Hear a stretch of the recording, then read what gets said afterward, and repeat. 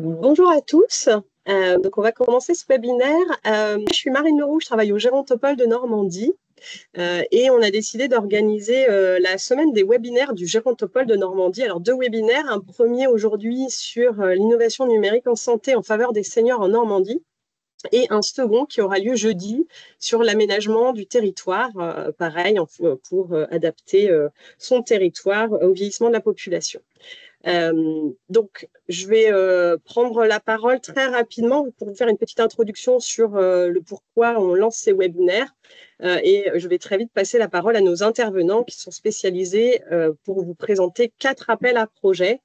L'idée étant de tenter de lancer une dynamique en Normandie. Donc, je ferai une rapide introduction sur la transition démographique. Ensuite, je laisserai la parole pour présenter les grands défis numériques en santé à Madame Lynn Farah, directrice du Grand Défi Santé Mentale et Bien Vieillir en charge des sujets de l'intelligence artificielle en santé, de la délégation ministérielle du numérique en santé. Ensuite, Madame Florie Fillot, coordinatrice de la stratégie d'accélération, innovation, prévention, qui vous parlera de la stratégie d'accélération et du challenge prévention. Et pour terminer, nous laisserons la parole à Arnaud Boivre, qui est chargé de mission, notamment de la filière chimie-santé à la DRETS, le service économie de l'État en région.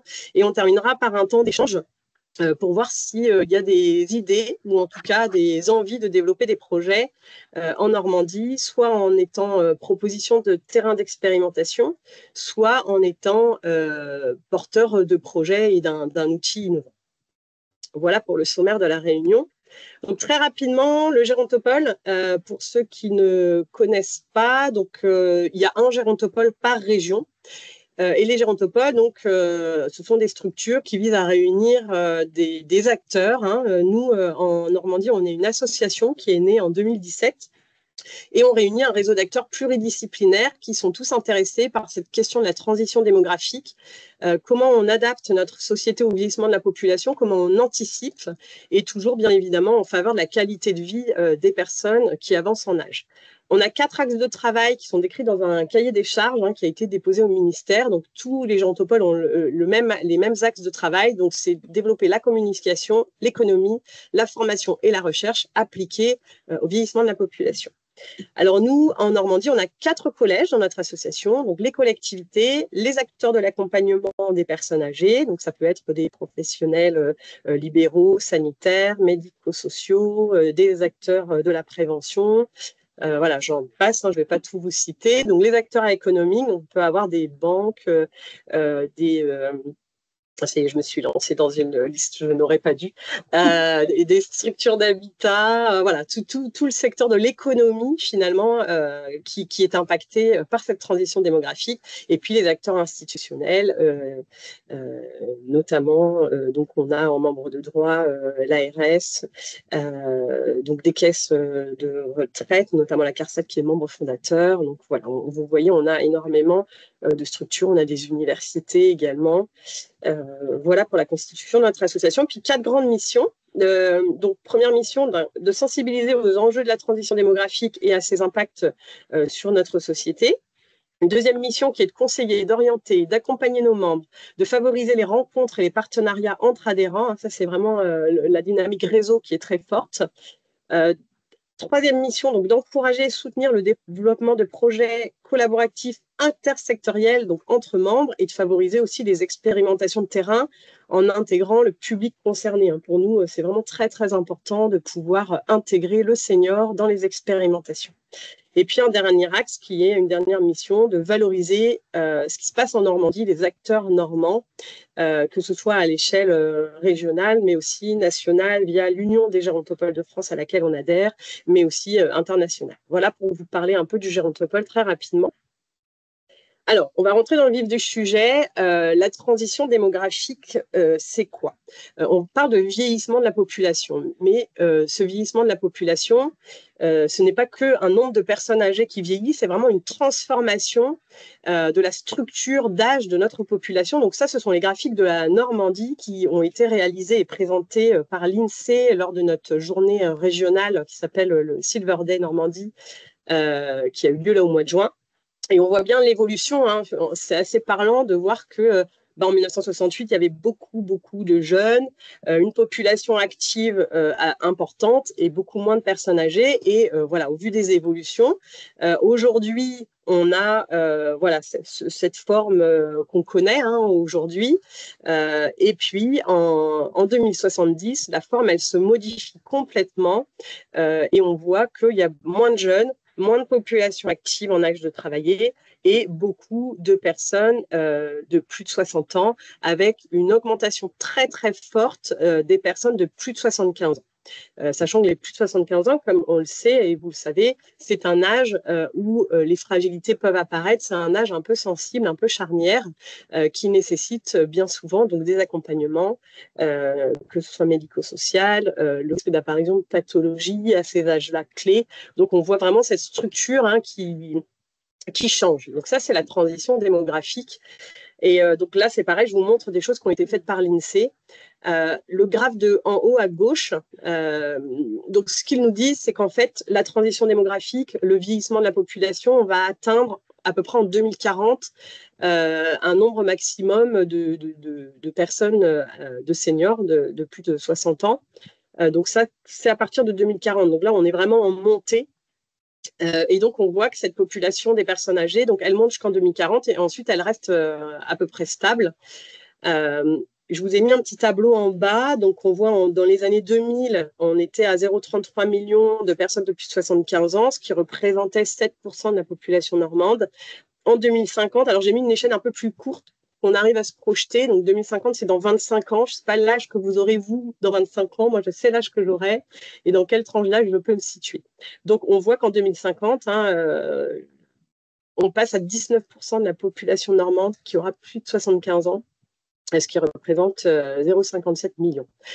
C'est pour vous montrer un peu avec le graphe qui montre donc en rouge le tracé rouge en bas, c'est la population, la pyramide des âges de 2000, des années 2000. Non, c'est 2020, pardon, excusez-moi, que j'ai mis. Et puis, on voit en 2070, pour que vous puissiez voir qu'il y a moins de jeunes, moins de population active et beaucoup plus de personnes de plus de 75 ans. Et à côté de ça, donc à droite, en haut à droite, vous voyez les projections donc, de la population active qui vont diminuer. On a 230 000 personnes en 2040 en âge de travailler en moins. Et cette courbe, elle diminue. Donc la population active en âge de travailler va diminuer dans les années à venir. Donc, ce qui veut dire qu'on va avoir plus de besoins d'accompagnement liés au vieillissement de la population avec moins d'actifs pour accompagner les personnes âgées. Et donc, c'est pour ça qu'on a voulu faire ce webinaire on sait aujourd'hui, il y a plusieurs solutions et plusieurs axes, pistes de travail pour anticiper cette transition démographique. Et donc, le développement du numérique est vraiment quelque chose de très, très important. Et donc, c'est pour ça qu'on a souhaité vous présenter ces appels à projets. En Normandie, il y a un réseau très développé, medtech, biotech. Il y a vraiment un gros dynamisme sur ces champs-là du développement. Et en cherchant, on n'a pas forcément trouvé beaucoup de choses sur l'innovation numérique en faveur de la prévention du bien vieillir et des seniors. Donc, c'est pour ça qu'on a voulu vous partager ces appels à projets spécifiquement pour la Normandie pour essayer d'impulser des dynamiques collaboratives en Normandie. Voilà, j'espère que j'étais assez claire. Maintenant, je vais passer la parole à Madame Farah qui va pouvoir vous parler des défis numériques. Merci beaucoup. Merci beaucoup Marine et merci également Arnaud pour l'organisation de ce webinaire. Je vais me permettre de partager ma présentation pour que vous puissiez y avoir accès. A priori, ça devrait être bon. Je vais essayer de vous mettre en grand écran. Voilà, j'espère que vous voyez bien. Donc l'idée, c'est que je puisse enchaîner, donc faire la transition avec la présentation de 2 appels à projets qui sont portés dans le cadre des 2 grands défis que je dirige au sein de la délégation numérique en santé, au ministère de la Santé.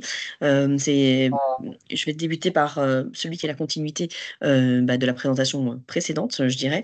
Donc le grand défi sur les dispositifs médico-numériques au service des personnes âgées et du bien vieillir. Dans le cadre de ce grand défi, on a un objectif qui est de faire émerger et d'assurer un cadre propice à l'accès à des solutions numériques qui sont qualifiées de dispositifs médicaux numériques innovants. Donc, c'est-à-dire que ce sont des solutions de santé qui répondent à la définition d'un produit de santé, donc qui revendiquent une finalité médicale pour répondre aux besoins des patients et des professionnels. Et on inclut à la fois les personnes âgées, les aidants et les professionnels du grand âge au sens large, dans différents champs, à la fois la prévention, le repérage, la prise en charge et le suivi. Donc, je ne vais pas rappeler les chiffres qui viennent d'être rappelés, mais c'est juste pour que vous ayez quelques éléments pour cette structuration du grand défi. On a interrogé plus de 150 parties prenantes pour structurer d'abord un état des lieux qui nous a ensuite permis d'être décliné en plan d'action en 4 axes que je vais vous présenter rapidement. Et on est accompagné par un comité d'experts donc, de ce grand défi. Donc, on a 2 comités d'experts, et un spécifique au grand défi sur le numérique et le bien vieillir, qui nous permet à la fois de structurer les différentes actions, les appels à projets et puis les différents jalons, notamment de certains groupes de travail thématiques qu'on mène.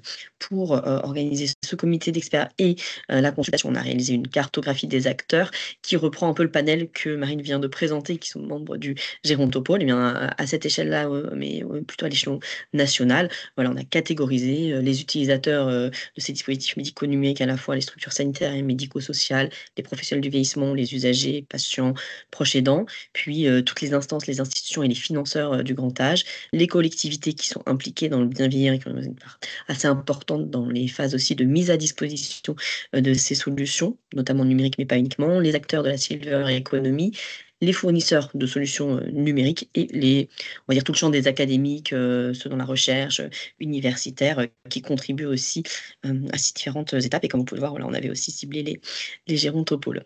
Donc ce qui avait été identifié, c'était des domaines exploratoires, à savoir les enjeux pour développer des innovations, pour conserver des capacités cognitives, physiques et sociales, concevoir et aussi outiller les acteurs du champ social et médico-social, et puis tout ce qui concerne donc la prévention de perte d'autonomie et d'accompagner aussi l'adaptation à la fois des logements et puis de tout ce qui est dispositif numérique pour donner la capacité aux individus, de vieillir chez eux en autonomie s'ils le souhaitent. C'est pas obligatoire, certains souhaitent aussi pouvoir être accompagnés, d'autres préfèrent, sont plutôt dans une logique domiciliaire et donc il y a tous ces enjeux du numérique dans l'accompagnement à la transformation numérique aussi des acteurs dans cette vision domiciliaire. Donc il y a 4 axes qui sont ressortis. Un premier sur l'innovation et la recherche, donc une cartographie un peu de ces besoins, une cartographie des solutions déjà existantes qui sont mises à disposition et un accompagnement notamment de la montée en maturité des établissements et des structures sociales et médico-sociales sur les enjeux de tests, d'expérimentation, de développement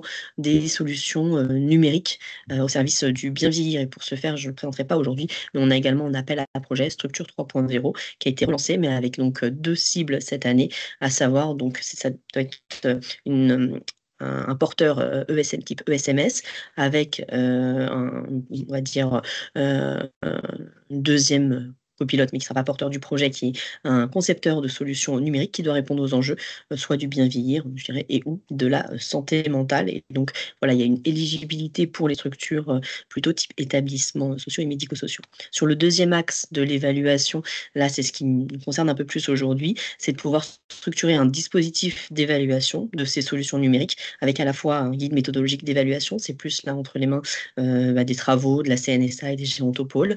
Ensuite, de générer des preuves à travers en fait des études méthodologiquement robustes pour collecter les données qui vont permettre d'évaluer et à terme de référencer ces dispositifs médicaux numériques donc à destination des personnes âgées ou dans le champ du bien vieillir.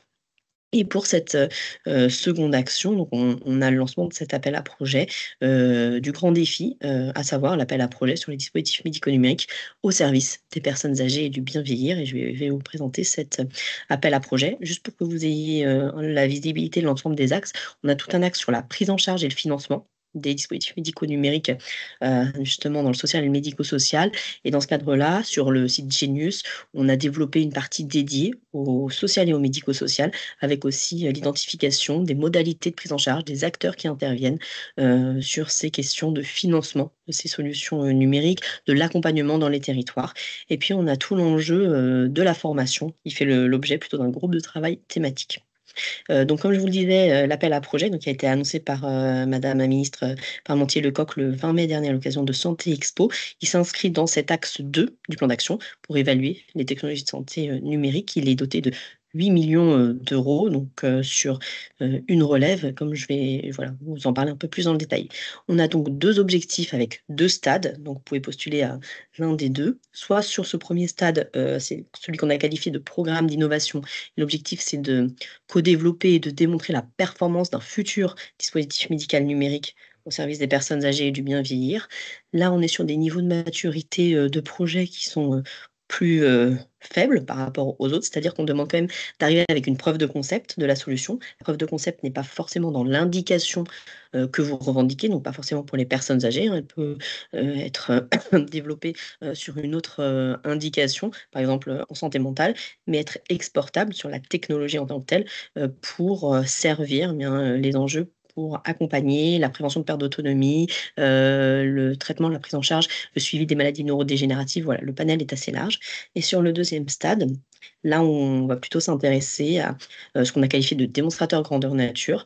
Donc, plutôt pour voir comment implémenter ces dispositifs médicaux numériques dans la pratique courante par les bénéficiaires.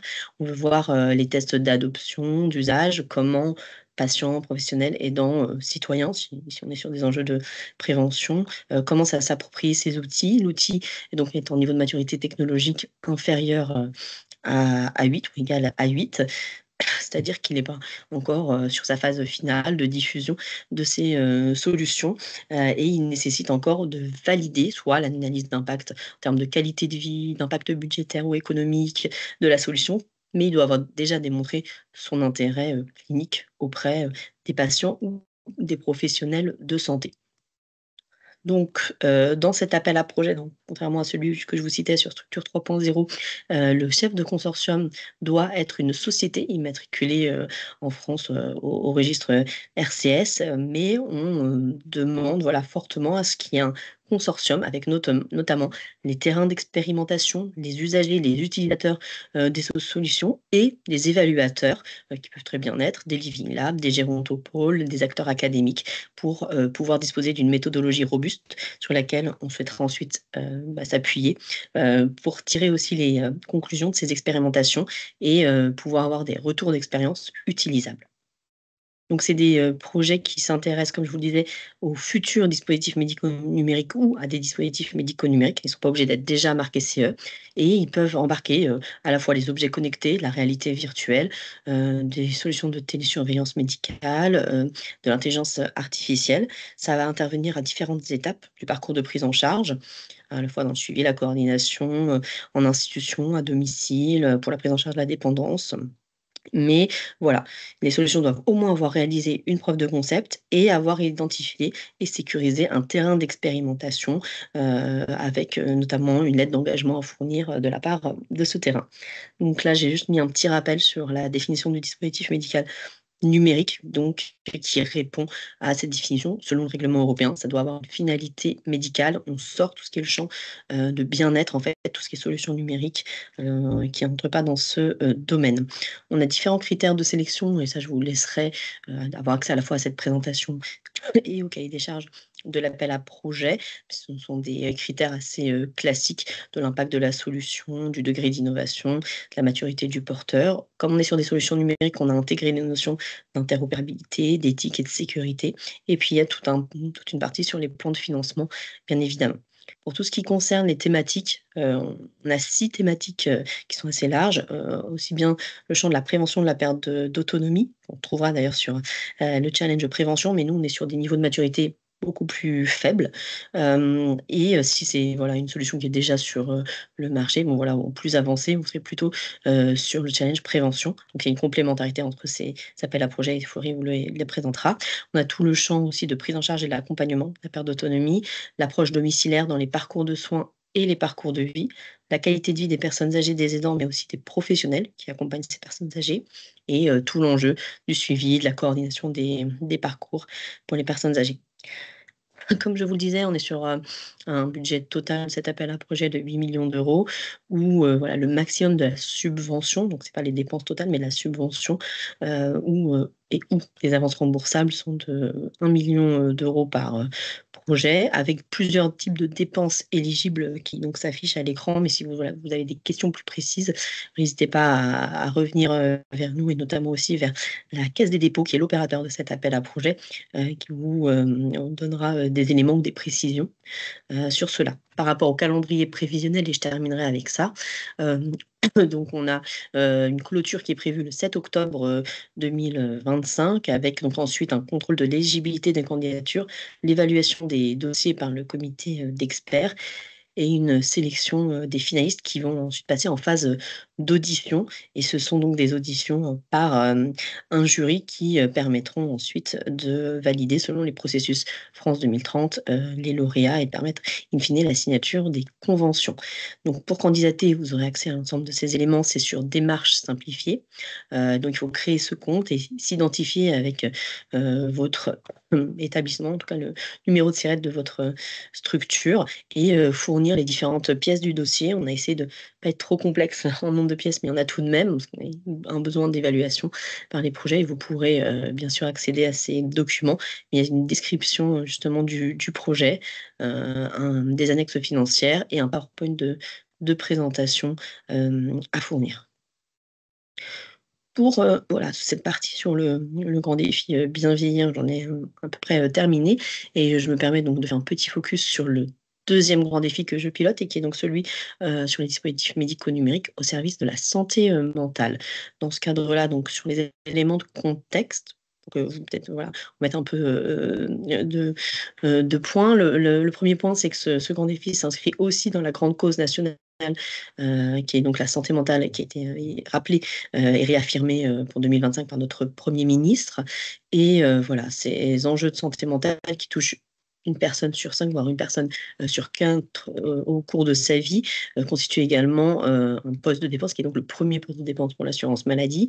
Donc on a un contexte global qui a poussé aussi au lancement de ce grand défi, qui, au même titre que l'autre grand défi, a la même finalité, mais pour la prévention, la prise en charge, le suivi et le rétablissement en santé mentale. Et donc, on a aussi constitué un comité d'experts et un plan d'action qui, à travers 4 axes, nous permet d'accompagner, donc sur l'axe 1 et 2, à travers l'appel à projet, à la fois du cofinancement pour développer des innovations, et du cofinancement d'études pour valider la performance, la sécurité des futurs dispositifs médicaux numériques. Sur l'axe 2, tout ce qui concerne les enjeux de financement et d'intégration, à la fois dans les pratiques professionnelles et l'adoption des patients, ça passe voilà, par différents vecteurs, et on s'est notamment voilà, on a identifié le besoin de modéliser les impacts macroéconomiques de la prévention qui s'appuie sur des dispositifs médicaux numériques. Là, c'est plus en lien avec le challenge prévention. Et sur l'axe 4, là, c'est tout l'enjeu de formation des professionnels et des usagers. Et on a un groupe de travail dédié qui donc s'intéresse justement à un parcours de formation pour les professionnels dans le champ de la santé mentale. Sur l'appel à projet des dispositifs médicaux numériques en santé mentale, l'objectif, c'est d'identifier, d'évaluer et de financer des projets innovants qui vont mettre le numérique au service des enjeux et des besoins en santé mentale, et de réunir l'ensemble des utilisateurs, donc à la fois patients, professionnels aidants, des concepteurs de solutions et des évaluateurs, pour co-développer ou évaluer l'intérêt. Les populations cibles sont très larges, hein, on touche aussi bien au champ de la population générale, dans le dépistage par exemple, des patients dans le diagnostic, le pronostic, le traitement ou le suivi, que les aidants pour l'accompagnement ou la qualité de vie, et les professionnels et les établissements pour l'aide à la prise en charge, l'aide au diagnostic ou l'aide au suivi. Donc, on a 3 stades qu'on accompagne. Ici, vous pouvez candidater concomitamment à chacun des stades, ou à 2 stades de développement. Donc, le premier, c'est pour développer les futurs dispositifs médicaux numériques en santé mentale. Donc, de la même façon, il faut au moins avoir une preuve de concept, et donc pouvoir apporter cette preuve de concept, pas forcément dans la même indication. Ensuite, on va avoir l'enjeu sur le stade 2 de l'évaluation clinique. Donc là, on vient accompagner le cofinancement pour l'obtention du marquage CE pour le futur dispositif médical numérique. Donc, ça cofinance l'évaluation clinique, l'investigation clinique pour la performance et la sécurité. Et puis enfin, sur le dernier stade, là, c'est plutôt pour les dispositifs médicaux numériques qui ont déjà un marquage CE, ou en tout cas qui, à la fin de l'évaluation, seront proches du marquage CE, et ont déjà démontré l'intérêt clinique. Là, l'objectif, c'est de faire une étude, par exemple, d'analyse d'impact budgétaire, une évaluation économique. Les thématiques sont très larges. On touche aussi bien à la santé mentale, de la prévention, qu'à la prise en charge et au suivi des troubles psychiques, des troubles addictifs ou encore des troubles du neurodéveloppement, un peu à toutes les étapes du développement de ces dispositifs médicaux numériques.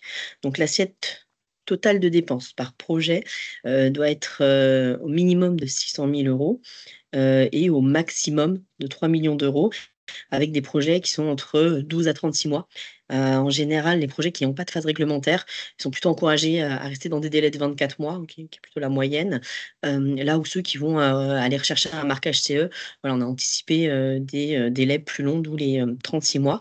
On encourage fortement les projets de consortium, comme dans l'autre appel à projet. Les projets monopartenaires peuvent être acceptés, mais il y a une particularité effectivement dans cet appel à projet. On demande notamment de présenter une étude de la démonstration du besoin médical, à minima via de la littérature scientifique, mais voilà, vous pouvez aussi ajouter des enquêtes réalisées auprès des professionnels de santé, des usagers de la future solution, qui peuvent être des patients, des associations de patients, des pères aidants, des familles. Et donc voilà, c'est un document Word en général de 2 pages pour venir préciser finalement quel est le réel besoin non couvert ou partiellement couvert auquel répond cette solution numérique proposée. Là, ici, je ne vais pas passer de temps sur cette slide, vous aurez les éléments, mais c'est pour rappeler un petit peu les critères pour les attentes du jury en termes de clarté de cohérence du projet, d'impact attendu, de clarté du plan de développement, les barrières à l'entrée et comment justifier votre caractère innovant, l'expérience que vous avez déjà, notamment avec vos partenaires, vos sous-traitants, un peu la synergie du consortium que vous proposez, et puis vos cibles en termes d'accès marché. Donc vous avez 2 documents, en tout cas 2 parties. Un dossier allégé, notamment dans le cadre de la première phase, donc c'est avant d'être du coup éligible à la phase d'audition, avec une présentation du projet sous forme de PowerPoint, une trentaine de slides, et le rapport d'étude, donc en format Word libre, sur lequel vous détaillez justement ce que je vous disais, le besoin médical non insuffisamment couvert, avec en plus des données liées vraiment plutôt aux structures, donc qui portent l'appel à projet, les demandes d'aide, les éléments financiers, la grille d'impact, voilà les documents administratifs. La clôture donc de la relève est prévue au 30 septembre 2025 avec donc différentes étapes, une phase de présélection des projets, puis une notification pour cette présélection pour la phase d'audition et suite à la phase d'audition, donc il y a une instruction approfondie qui permet d'aboutir donc après dépôt du dossier complet et analyse donc aux résultats attendus en février 2026. Donc ensuite avec un conventionnement et des suivis de projet si le calendrier est bien maintenu. Donc par rapport à la première relève, puisqu'on a déjà eu une première relève de cet appel à projet, dont les résultats ne sont pas encore parus, voilà quelques éléments importants. Tout d'abord, pensez bien à bien présenter, détailler l'innovation technologique ou organisationnelle. On ne demande pas forcément une innovation qui soit une innovation de rupture technologique, mais ça peut être une innovation organisationnelle qui est supportée par le numérique. Il faut bien détailler la différence par rapport à l'existant, par rapport au benchmark, et votre stade de développement. Quels sont vos résultats déjà obtenus? Quels sont ceux que vous attendez à l'issue de cette expérimentation? La présentation du cas d'usage et de l'intégration dans le parcours de soins, c'est un point qui est revenu beaucoup par les membres du jury. La réflexion sur vos enjeux d'accès au marché. Parlez bien de votre protection autour de la solution numérique, et notamment en termes de propriété intellectuelle, vos fonds propres à date pour assurer le projet. Et bien indiquer à la fois le budget par partenaire et la durée du projet. Donc le budget présenté ne pourra pas être supérieur lors du dépôt du dossier complet, donc dans la deuxième phase. Et il y avait un petit point aussi, c'est que dans les rapports d'études, n'hésitez pas à mentionner aussi les études terrain que vous avez réalisées, les associations professionnelles ou de patients avec lesquelles vous avez échangé, collaboré pour ces réalisations-là. Et sur la phase d'audition, là plutôt les recommandations voilà, sont assez larges, mais pour que vous le sachiez, eh bien, il y a une présence d'experts spécialistes du domaine. Si vous avez une solution d'IA, il va y avoir un expert justement sur l'intelligence artificielle. On va avoir des experts en technologie numérique, en e-santé et des experts cliniques, à la fois des cliniciens ou des psychiatres, puis des experts en termes de marché, de finance et de santé publique. Donc voilà, il faut bien s'assurer pendant les phases d'audition que vous apportez donc ces sous forme visio, donc que vous êtes en présence aussi des bonnes personnes et vous pouvez venir à plusieurs pour avoir les expertises pour répondre aux questions des membres du jury. Voilà, c'était à peu près tout sur les 2 appels à projets. Donc moi, je devrais partir un petit peu avant la fin de cette réunion, mais n'hésitez pas si vous avez des questions, à la fois à m'adresser ou à adresser, à BPI France pour le grand défi santé mentale ou, à la Banque des territoires pour le grand défi bien vieillir. Merci beaucoup, Madame Farah. Alors, j'ai donné une contrainte horaire assez short à tout le monde pour présenter en 1/4 d'heure. C'est un sacré challenge. Merci beaucoup. Sachant que voilà, si vous avez besoin de creuser ou des questions plus pointues, voilà, on pourra faire de la mise en relation derrière. Il n'y a pas de souci. Alors, on peut prendre 1 ou 2 questions, peut-être avant de passer la parole à Madame Filleul. S'il y a des questions, n'hésitez pas à ouvrir votre micro, peut-être lever la main. Enfin, je ne sais pas.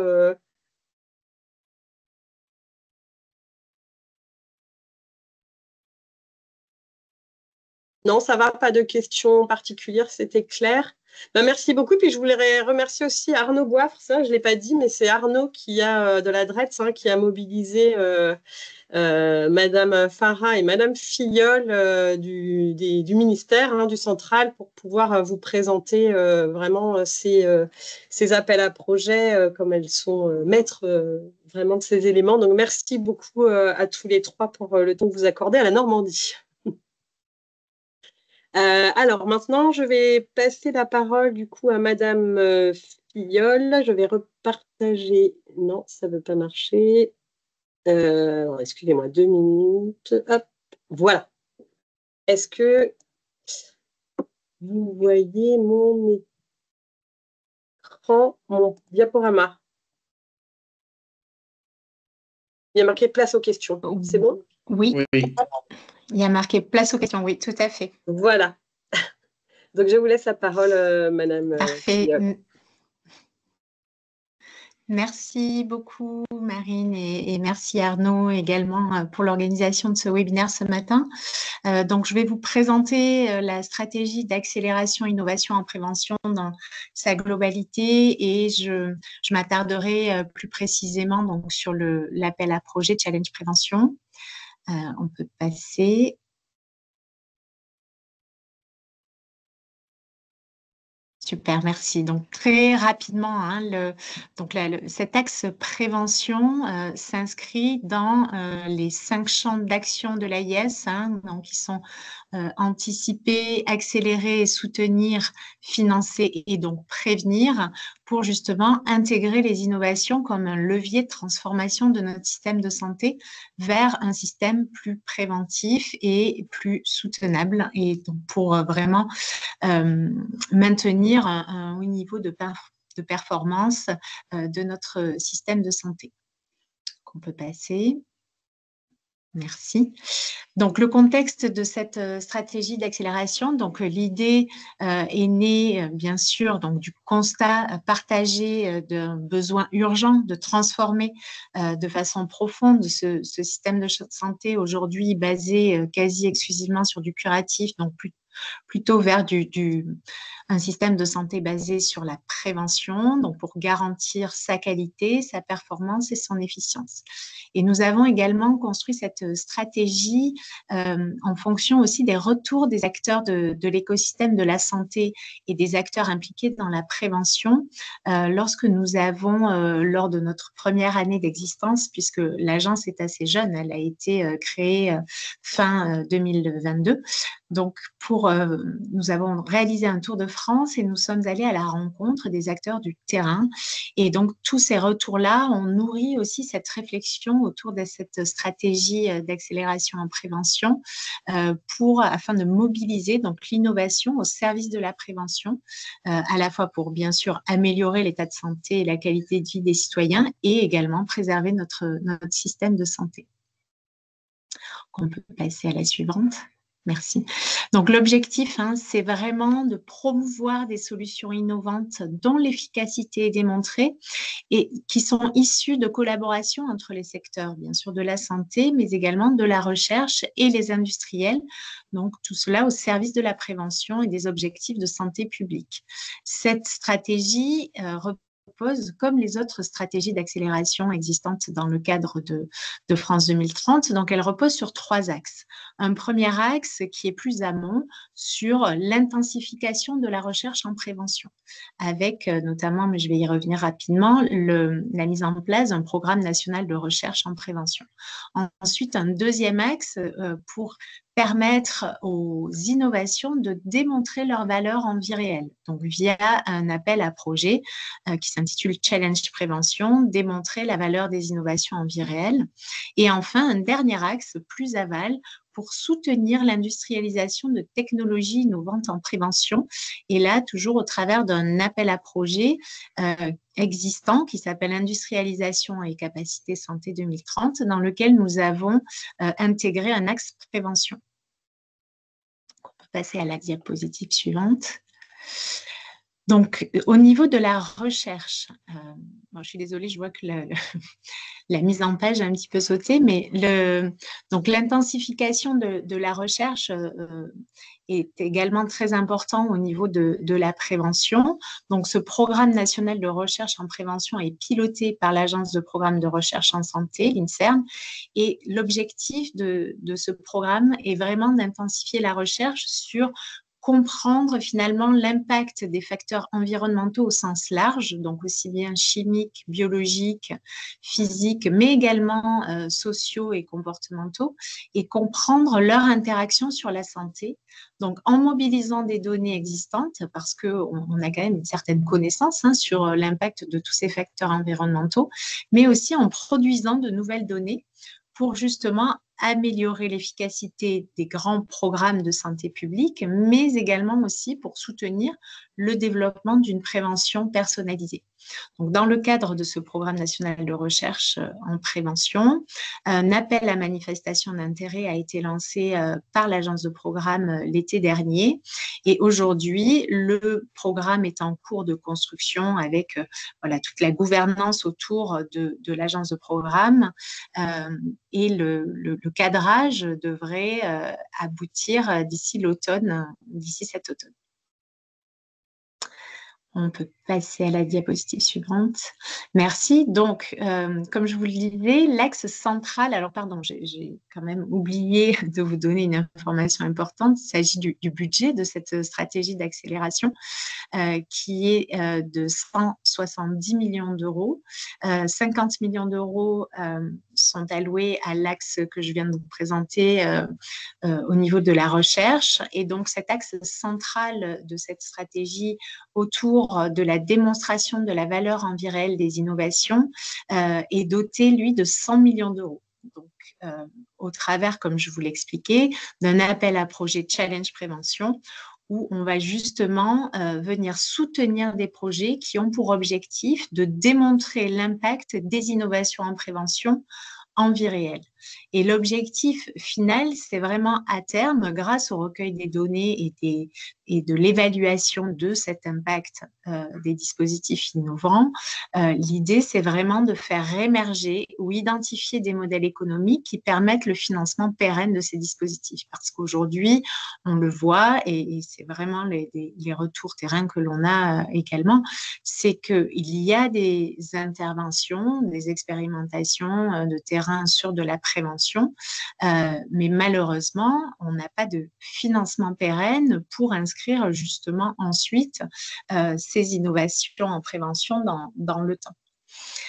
Donc, ce challenge prévention est opéré par BPI France. C'est un appel à projet unique qui est ouvert jusqu'en 2028 et la prochaine relève aura lieu le 16 septembre 2025 avec ensuite une vague annuelle, donc une prochaine vague en 2026, toujours autour du mois de septembre et enfin en 2027 également.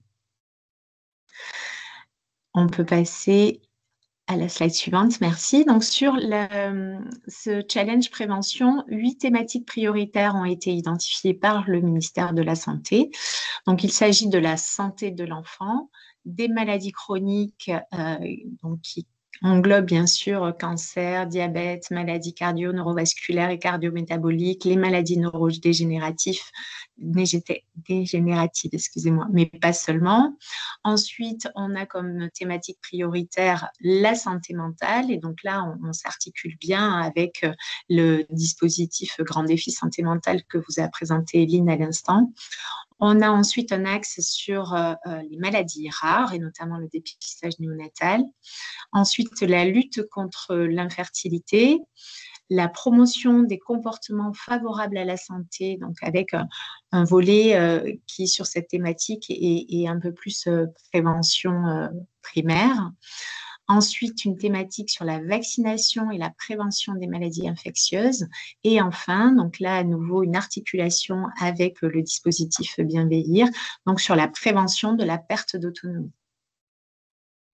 Donc, les projets qui doivent être déposés sur ce guichet, Challenge Prévention, sont des projets qui doivent répondre à l'une de ces 8 thématiques, mais pas seulement. On a également laissé la porte ouverte à expertiser ou en tout cas évaluer des projets qui pourraient être d'importance et pour la santé publique, mais qui seraient un petit peu en dehors de ces 8 thématiques identifiées comme prioritaires. Donc, ce que l'on attend en termes de projets, ce sont des projets partenariaux d'envergure, donc ils sont cohérents, ils doivent être cohérents avec les priorités de santé publique, à la fois les priorités qui ont été identifiées au niveau national, mais aussi les priorités qui sont identifiées en région. Donc, on invite très fortement les porteurs de projets à se rapprocher des ARS et en collaboration avec les ARS, à vérifier que le projet rentre bien dans les priorités régionales. Dans les projets, bien sûr, il faut qu'il y ait une technologie ou produit de santé innovant en prévention. Alors, quel que soit le champ de la prévention, primaire, secondaire ou tertiaire, mais cette innovation ou ces innovations technologiques peuvent également, et je dirais même doivent, être combinées à d'autres innovations, qu'elles soient notamment numériques ou organisationnelles. Ensuite, la philosophie de cet appel à projet, c'est vraiment d'identifier des technologies qui fonctionnent, puisque là, on est sur un degré de maturité des innovations plus élevé. C'est-à-dire qu'aujourd'hui, ce que l'on attend dans les projets, ce sont des dispositifs médicaux, mais pas que. Ça peut être également des produits et des technologies de santé qui ne doivent pas forcément souscrire au marquage CE. On peut penser par exemple à des logiciels d'aide à la prescription, entre guillemets, de prévention, etc., et où on n'a pas forcément de caractère réglementaire qui relève du marquage CE. Mais donc, les innovations doivent être suffisamment matures dans le cadre du challenge, puisque l'idée, c'est d'identifier des innovations qui fonctionnent et de les passer à l'échelle dans une population beaucoup plus large pour évaluer là l'impact en vie réelle, puisqu'on sait aujourd'hui que lorsque l'on évalue dans des études qui parfois sont très contrôlées, on évalue des dispositifs innovants en prévention et on a un effet. Mais la question se pose sur lorsque l'on passe à l'échelle ce genre de dispositif, est-ce qu'on retrouve le même effet à grande échelle et est-ce qu'on arrive également à mesurer un impact sur la population et sur le système de santé. Donc, c'est vraiment là l'enjeu de cet appel à projet. Donc, les projets doivent bien sûr être conduits sur une population suffisamment importante pour arriver à démontrer cette valeur en vie réelle. On attend des projets qui reposent sur des consortiums. Alors, on n'a pas fermé la porte à des projets qui seraient monopartenaires, mais ce n'est vraiment pas ce que l'on attend. Nous, on attend des consortiums publics-privés. Le chef de file de ces consortiums peut être une PME, une ETI ou une structure publique, un établissement de santé, une fondation, une association ou une équipe académique. Par contre, le consortium doit obligatoirement inclure l'entreprise, PME ou ETI, qui porte l'innovation technologique. Enfin, les grands groupes peuvent faire partie des consortiums. Par contre, ils ne peuvent pas être chefs de file de ces consortiums.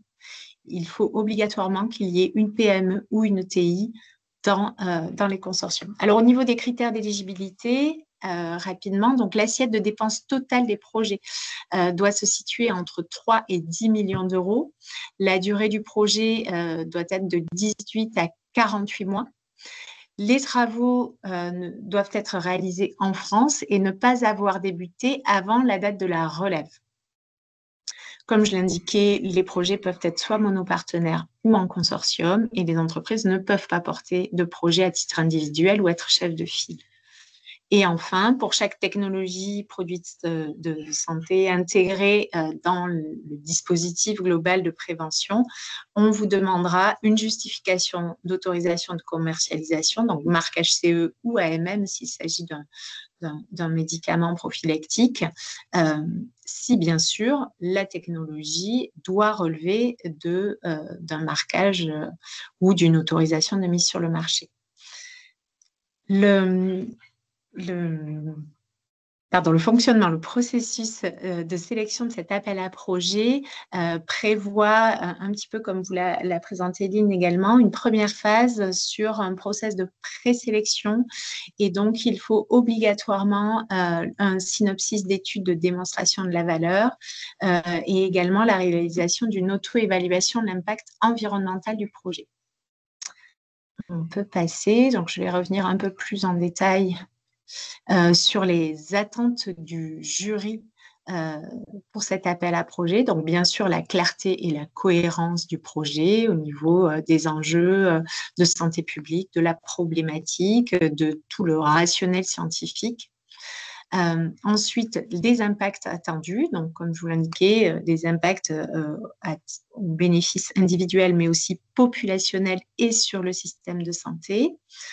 Les choix méthodologiques sont également très importants dans cet appel à projet, mais cet appel à projet a été conçu avec justement une phase d'accompagnement méthodologique pour des projets qui sont présélectionnés. J'y reviendrai un petit peu après.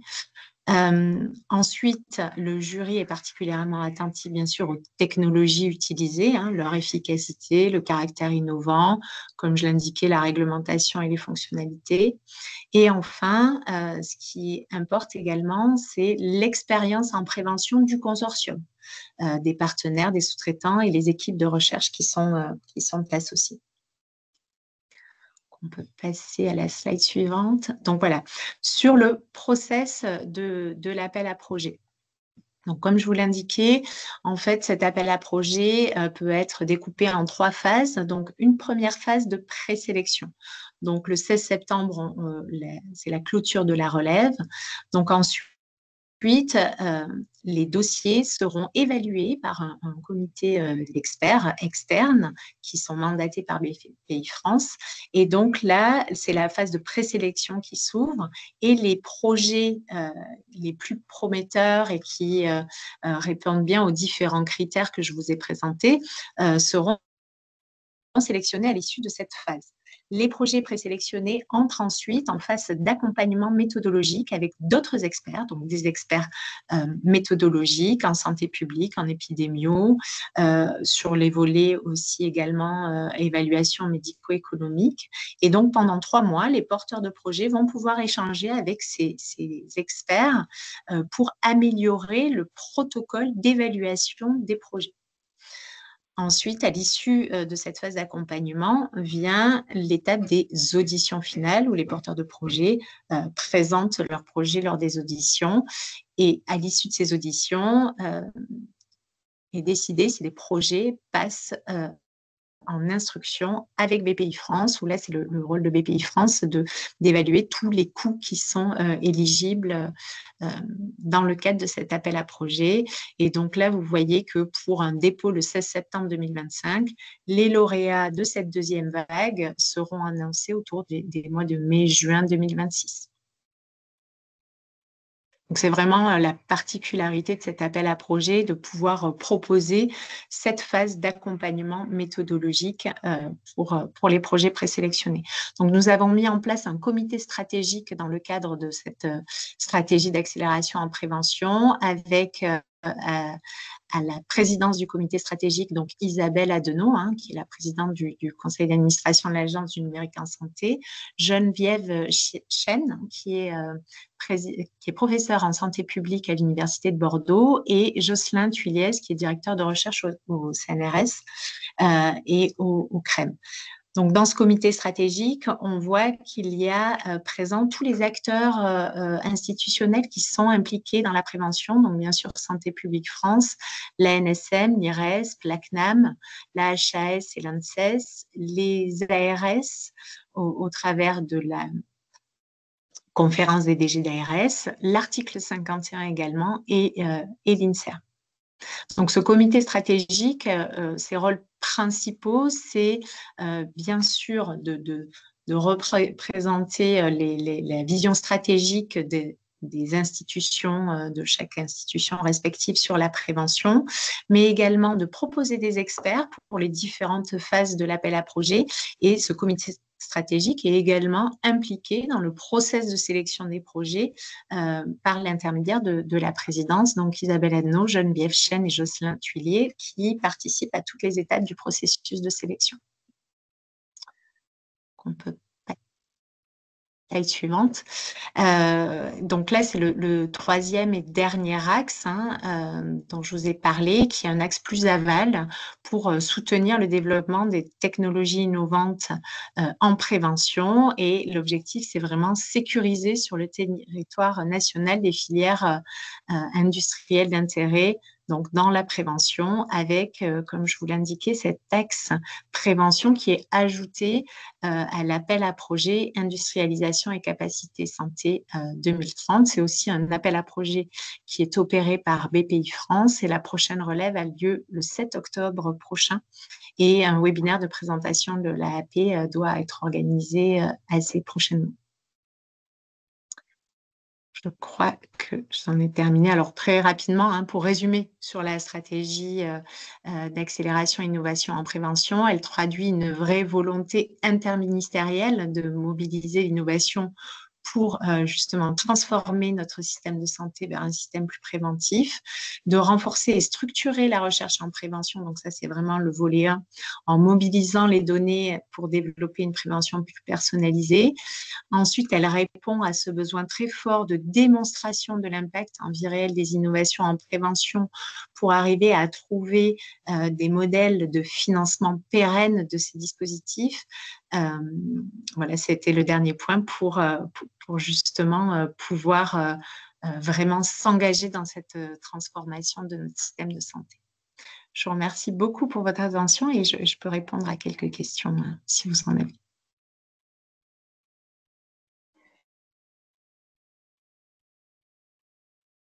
Merci beaucoup, Madame Filleul, pour cette présentation. C'est vraiment intéressant, le virage préventif. Je pense que c'est une des clés aussi. On parlait du numérique, mais la prévention, c'est aussi une des clés face à cette transition démographique que nous vivons. C'est vraiment très, très intéressant. Merci beaucoup. Est-ce qu'il y a des questions à ce stade ?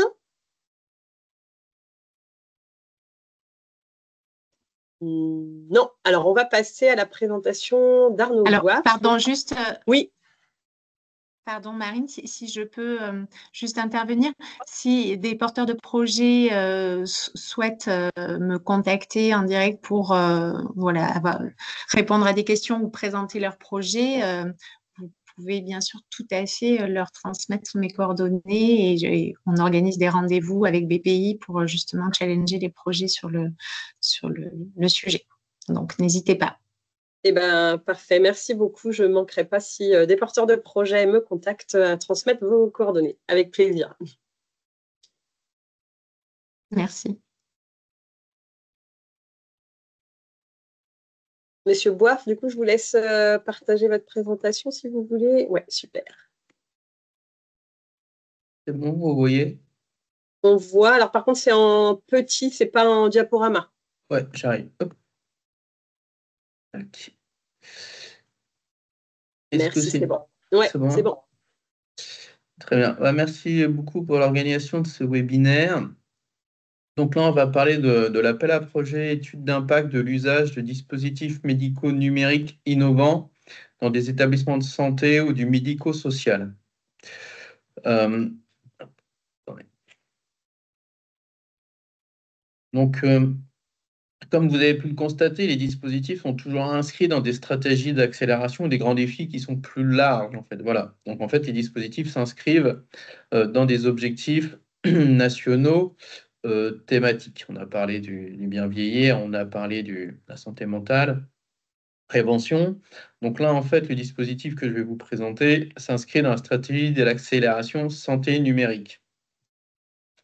Très rapidement, parce qu'après, je vais me concentrer plus exactement sur l'appel à projet qui nous concerne aujourd'hui, mais en fait, il y a une stratégie d'accélération donc, sur la santé numérique qui reprend des enjeux qui vont de la formation en passant par la recherche pour aller jusqu'à l'accès au marché.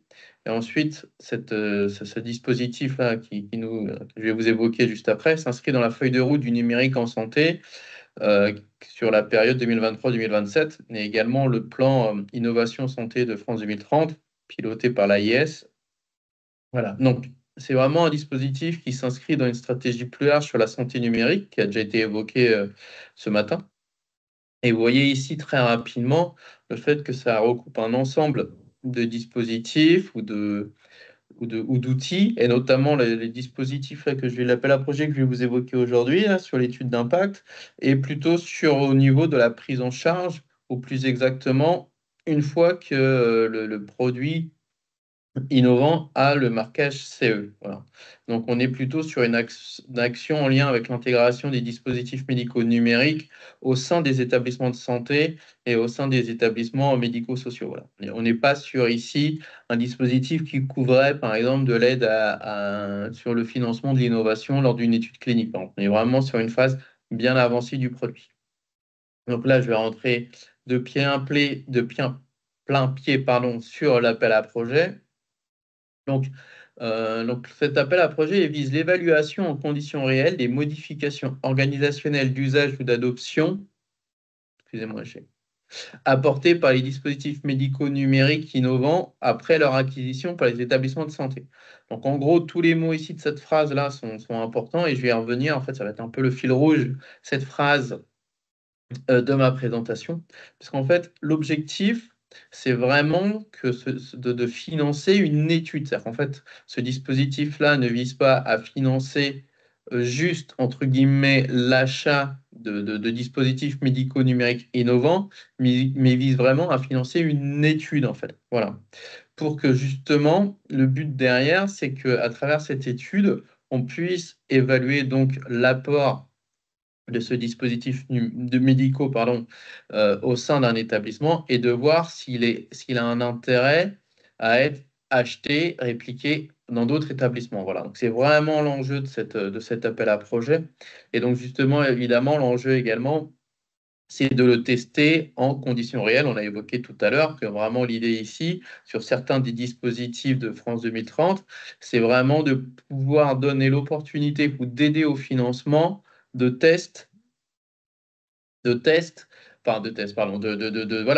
mise en condition d'une innovation au sein d'établissements. Donc, le but aussi, c'est de couvrir des intérêts pour plusieurs acteurs du milieu de la santé et du médico-social, un intérêt pour les établissements de santé en contribuant, en participant au financement aussi bien de l'achat de matériel que pour la réalisation d'une étude, d'un rétex, voilà, qui peut être pertinent pour un ensemble d'acteurs. Pour l'entreprise, c'est aussi intéressant parce que ça peut inciter un établissement de santé à acheter une innovation, à acquérir une innovation. Donc, pour l'entreprise qui vend, il y a un intérêt pour augmenter son chiffre d'affaires et également pour pouvoir elle-même mettre son innovation en test. Enfin, j'utilise le mot test avec des guillemets, mais en tout cas de pouvoir le déployer dans des conditions réelles. Et pour l'État aussi, il y a un intérêt également pour pouvoir apporter de l'innovation au sein des établissements aussi bien de santé que du médico-social. Donc, les éléments clés, comme je le disais, l'objectif, c'est vraiment le financement d'études d'impact pour pouvoir permettre de mesurer les indicateurs de performance qui seront utiles pour d'autres établissements. Voilà. Et donc ici, le but, c'est de contribuer à l'innovation et non pas d'aider au financement d'un produit qui serait déjà bien répandu au sein des établissements. Donc, c'est vraiment les premières acquisitions par les établissements d'un produit. Voilà. Il y a 2 relèves. Demain, il y a déjà une relève le 8 juillet et également une deuxième relève le 2 décembre. C'est pour ça qu'on en parle ce matin, parce qu'il y a une relève plus tard dans l'année. Par contre, ici, ce qui est important, c'est qu'on a évoqué tout à l'heure les projets collaboratifs. Sur cet appel à projet-là, ne sont autorisés que les projets portés par un seul porteur. Et ce doit être des établissements de santé ou du médico-social. Voilà. Après, bon, il y a les modalités d'acquisition de la solution, donc ça, je mets de côté pour accélérer. Mais donc, sur les critères d'éligibilité, donc déjà, le porteur, comme je disais, il doit être un établissement du secteur sanitaire ou du médico-social, avoir un numéro finesse. Le budget, c'est entre 300 000 et 1 million 2. Ce qui est important à avoir en tête, c'est que dans ce budget, il y a une part qui peut servir pour l'achat de matériel. Quand je dis matériel, ça peut être des licences, et donc une partie, comme on parle de dispositifs médicaux numériques, il y a une partie de software, et aussi du coût de la réalisation de l'étude. Voilà. Donc il y a les deux. Il y a ces 2 éléments-là. Sur la durée indicative, c'est entre 12 et 24 mois. Donc sur les dispositifs numériques, dispositifs médicaux numériques, donc c'est répondre à la définition d'une innovation. Donc on est vraiment quand même là sur l'idée d'appuyer l'innovation au sein des établissements santé et médico-sociaux.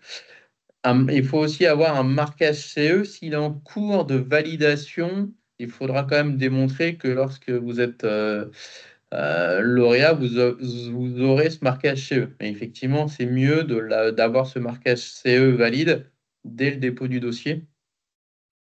Voilà à peu près les grands enjeux sur les dispositifs médicaux numériques. Après, quels sont les dispositifs médicaux numériques innovants attendus?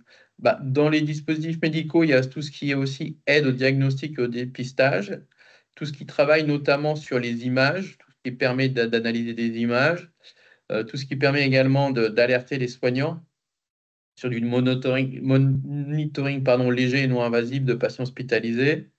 Voilà, donc tout ce qui permet également des modélisations 3D ou en complément ou substitution de traitement. Par contre, ce qui n'est pas concerné, donc c'est-à-dire que il n'est pas pertinent de déposer un dossier. Par exemple, si vous avez des solutions de télésanté, là, il y a d'autres, c'est d'autres sources de financement. Tout ce qui est aussi sur du plus long terme qu'un mois, et, voilà, et tout ce qui est plutôt sur de l'administratif, logistique, voilà, ou du bien-être, voilà, parce qu'il doit être dispositif médical. On revient tout à l'heure à ce qu'on disait sur l'importance d'être certifié dispositif médical, voilà, mais pas sur du bien-être. Donc après les critères de sélection, il y a toujours une base sur les critères de sélection qui est la pertinence au regard des grands objectifs publics, la qualité du plan de financement et de la gouvernance du projet.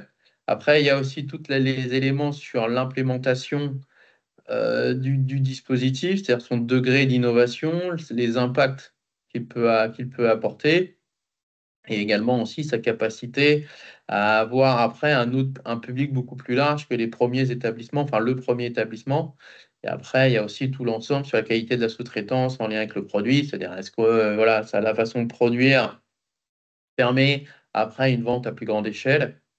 Voilà, enfin, donc tous ces les éléments-là sur l'implémentation du produit lui-même. Et après aussi, il y a tous ces critères sur la diffusion des innovations et la retombée.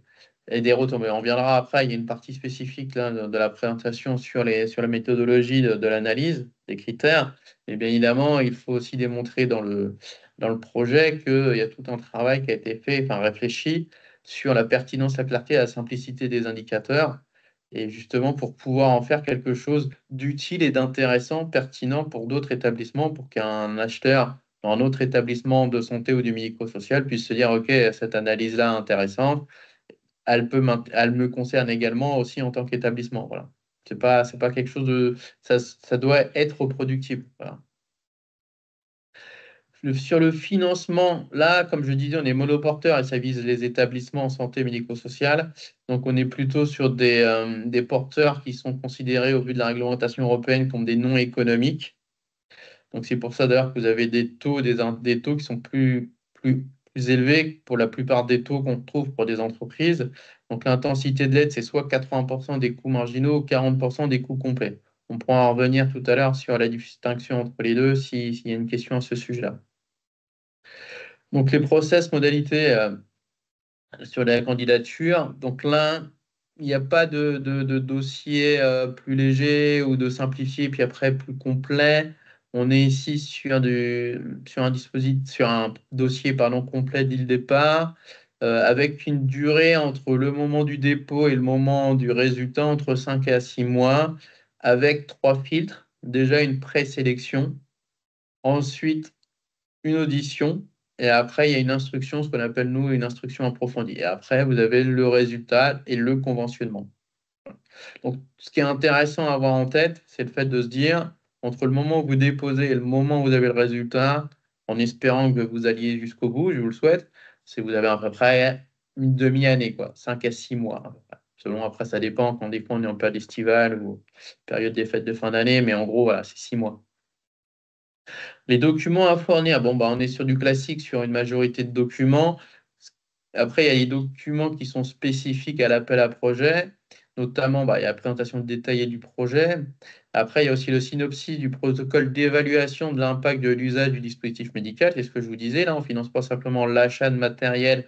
Enfin, quand je dis matériel, c'est aussi avec le software, la licence, etc. Mais c'est aussi, en fait, on finance une étude, en fait, sur une innovation. Donc, il y a tout ce travail déjà dans le dossier sur comment l'entité, le porteur de projet va mener à bien cette évaluation. Il y a le document attestant l'obtention du marquage CE médical pour la solution proposée. C'est ce que je vous disais tout à l'heure sur le fait qu'il doit y avoir un marquage CE. Pardon, excusez-moi, j'étais trop vite. Et après, voilà, on est à peu près sur les documents assez classiques sur la soutenabilité de l'entité, sur les dépenses. Voilà. Après, là, comme je vous disais, il y a une partie spécifique là, de la présentation sur la méthodologie de mesure de l'impact. Donc, l'objectif principal, c'est d'avoir une méthodologie, des outils d'évaluation simples. Ce n'est pas de créer quelque chose qui soit illisible pour d'autres acteurs, c'est vraiment que ça puisse être utile et pertinent pour d'autres acteurs. Donc, c'est vraiment d'avoir des outils, des méthodologies simples pour mesurer la performance des solutions numériques innovantes. Voilà. Et donc, ça doit vraiment servir à éclairer l'acquisition future d'autres entités. Voilà. Donc, en gros, il y a 3 gros blocs d'indicateurs attendus. Pour aller très vite, donc les résultats économiques directs, parce que comme il a été dit tout à l'heure, il y a aussi des enjeux de soutenabilité de l'assurance maladie et des dépenses de santé, tout ce qui est aussi résultats économiques indirects liés à l'innovation apportée, et les résultats non économiques là, qui sont plutôt liés pour le patient, pour les soignants et pour l'hôpital. Donc là, ici, vous avez quelques exemples, mais c'est des exemples, vous pouvez en avoir d'autres. Là, ici, le kit du porteur, en gros, c'est tous les documents auxquels vous pouvez vous référer pour vous aider. Bon, tout à l'heure, on a évoqué notamment que là vous voyez, là, vous voyez, la présentation est basée sur un template de BPI France, parce que c'est l'opérateur pour cet appel à projet-là. Donc, si vous allez sur la page de l'appel à projet sur le site de BPI France, vous verrez qu'il y a aussi non seulement le cahier des charges, mais également un FAQ qui fait 8 pages et qui est assez intéressant et assez dense, qui est très utile. Le cahier des charges et aussi tous les documents à remplir pour pouvoir déposer un dossier. Là, vous avez quelques ressources. Moi, ce qui m'intéresse ici, c'est notamment la nature des porteurs de projets qui peuvent déposer un dossier à cet appel à projet. Donc, tout ce qui est établissement de santé ou du médico-social. Là, très rapidement, c'est aussi, là, comme je vous disais, ça s'inscrit aussi dans un ensemble plus large de solutions de financement. Si besoin, pour la Normandie, je peux être votre point de contact. Et vous voyez, ce qui est intéressant, c'est que le dispositif que je viens de vous présenter, il se situe donc dans la stratégie d'accélération santé numérique et dans la dimension transformer l'essai, industrialisation et un accès marché. Oui, vous le retrouvez en haut à droite. Voilà. Voilà. Donc, il se combine à un ensemble d'autres dispositifs, certains qu'on vient d'évoquer pendant cette matinée, mais d'autres plus larges, enfin d'autres qu'on retrouve dans d'autres dispositifs ou d'autres stratégies d'accélération. Voilà, j'en ai fini, si vous avez des questions.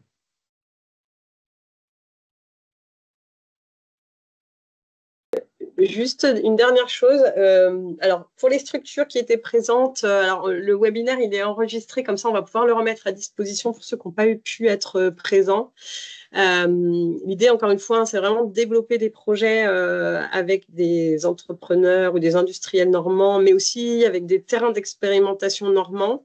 Vous avez vu, hein, il y a vraiment un besoin d'évaluer qui est très, très important, de mesurer l'impact de toutes ces solutions numériques en vie réelle pour être une aide à la décision. Donc, je pense que c'est vraiment très, très important.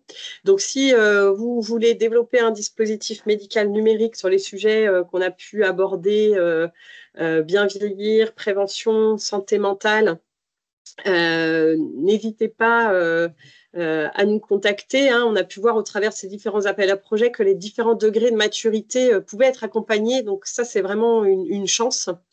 Et puis, si vous êtes un terrain d'expérimentation, vous avez pu voir, hein, terrain sanitaire ou médico-social, via le dernier appel à projet, hein, ça peut être intéressant d'évaluer des dispositifs déjà existants aussi.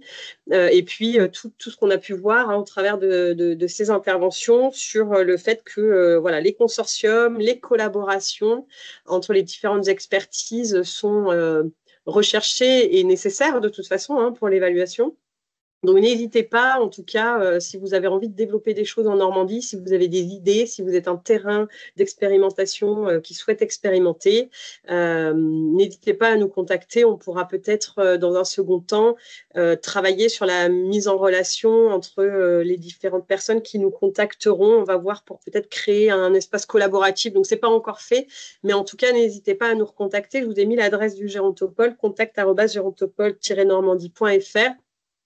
Et je ne vous ai pas détaillé, mais on a un Living Lab, hein, c'est un laboratoire vivant qui est en capacité justement d'accompagner toutes les démarches évaluatives de mise en situation en vie réelle. Donc n'hésitez pas, si vous êtes un terrain d'expérimentation, un industriel et que vous n'avez pas ces capacités-là, nous, on peut peut-être accompagner et développer des démarches avec vous. Voilà ce que moi j'avais à vous dire.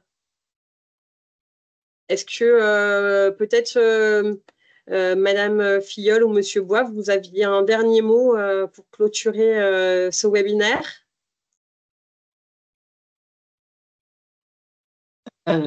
Non, pas particulièrement. En tout cas, merci beaucoup et vraiment à la disposition des porteurs de projets pour échanger de façon plus personnalisée sur chaque projet si besoin. Merci beaucoup. Non, j'allais dire la même chose. Remerciements plus à disposition si besoin, si vous avez des questions. Et voilà, c'est toujours mieux de poser une question et que ça soit cadré avant que de déposer un dossier, notamment pour le dispositif que je viens de présenter. Bon, il y a une relève demain, mais il y a une relève aussi au mois de décembre, mais après, c'est la dernière. Donc, ce qui veut dire que s'il y a une erreur, enfin, quand je dis erreur, c'est dans le sens très large, mais quelque chose qui est pas, qui peut être gênant pour le dossier, bah, c'est mieux de l'avoir fixé et corrigé avant. Voilà, donc n'hésitez pas, parce qu'il n'y a pas toujours moyen après de refaire un dépôt de dossier. Certains dispositifs, oui, il y a des temps longs. Parfois, il ne reste plus qu'une relève, ou il n'y a qu'une seule relève de prévu. Donc, il vaut mieux anticiper tous les points avant. Eh bien, merci beaucoup pour le temps que vous nous avez accordé. Merci, Monsieur Boiffre, d'avoir co-organisé avec le Gérontopole ce webinaire. Avec plaisir. Et merci à tous d'avoir été présents. Et puis, au plaisir d'être contactés pour vous aider à monter vos projets. Bonne journée à tous. Au revoir.